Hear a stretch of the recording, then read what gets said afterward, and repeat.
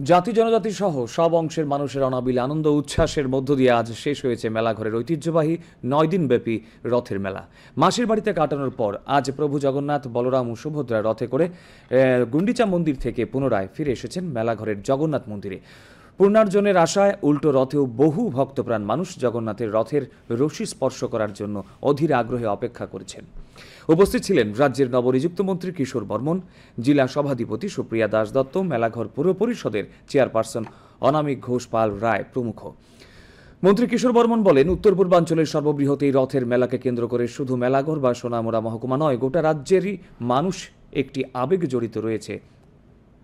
প্রাচীন মেলা এবং আমাদের এই উত্তর পূর্ব ভারতের সবচেয়ে বড় রথ হিসাবে যে মেলা অনুষ্ঠিত হয় সেটা আমাদের এই মেলা ঘরে। আমাদের এই মেলা শুধুমাত্র যে একটা ধর্মাবলম্বী মানুষদের কেন্দ্র করে এই মেলা সম্পন্ন হয় তা নয়, এখানে জাতি জনজাতি এবং ধর্ম বর্ণ নির্বিশেষে সকলের একটা মিলন উৎসব হচ্ছে আমাদের এই মেলা।